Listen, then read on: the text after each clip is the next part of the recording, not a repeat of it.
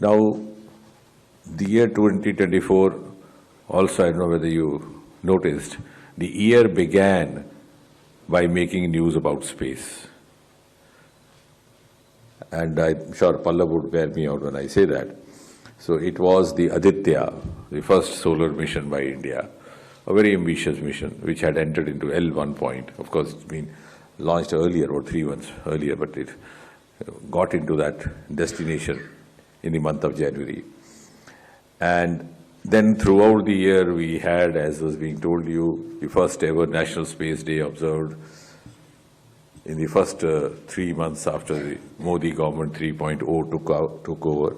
Then the Prova 3 mission is again a solar mission, which is of course been launched by ISRO, but belongs to the European Space Agency. In other words, we are now also assisting them to accomplish their missions. And in between, so many trials have happened for the Gaganyaan, which is in the pipeline.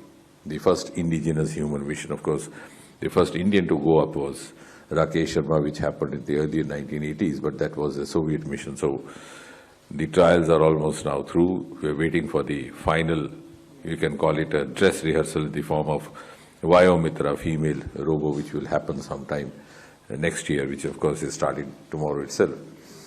And the huge amount of public interest which has been generated by the space achievements has actually created awareness as well as enthusiasm among the common citizens of India in various scientific pursuits across the lines, not only confined to space, whether it's the biotechnology or whether it's the basic sciences, whether it's the cutting-edge technologies, or it is the CSIR activities. Space has actually opened up that possibly that inertia which prevented the space activities to come so openly in the public domain. And to that extent, I also have to appreciate the media and thank them, because science-related news never made actually the mainstream news.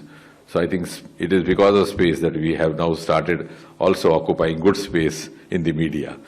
So space has given us space in media as well, not only for space now, also for other activities related to science. Now, before we say anything more, except now coming straight to SpaceX, because that's what has inspired today's meeting. As has been already explained to you, this is one of the first experiments undertaken by India as far as the docking technology is concerned.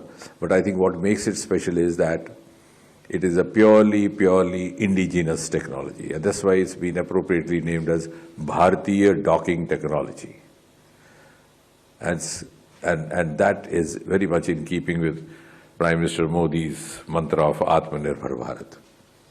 Secondly, when we look forward to having a Gaganyaan and we look forward to having multiple satellites in the space, and to put it in simple terms for the benefit of the layman, when we talk of transferring material from one satellite to the one spacecraft to the other, be that the payloads, be that the laboratory samples, the inputs, and maybe someday even the human being walking one spacecraft to the other, or to and fro, this technology is going to enable us to accomplish that, which would be a sequel to Gaganyaan, and later on when we are planning to have the first Indian placing his foot on the surface of moon by the year 2040. And also when we have our own space station, which has been scheduled as of now for 2035. So when we have a space station over there, as I said, to put it in the layman's language, how do we land there? How do we move things there? So we need to have this technology. We can't simply have a station there which is just hanging in space and we sitting down here watching it. So how do we actually arrange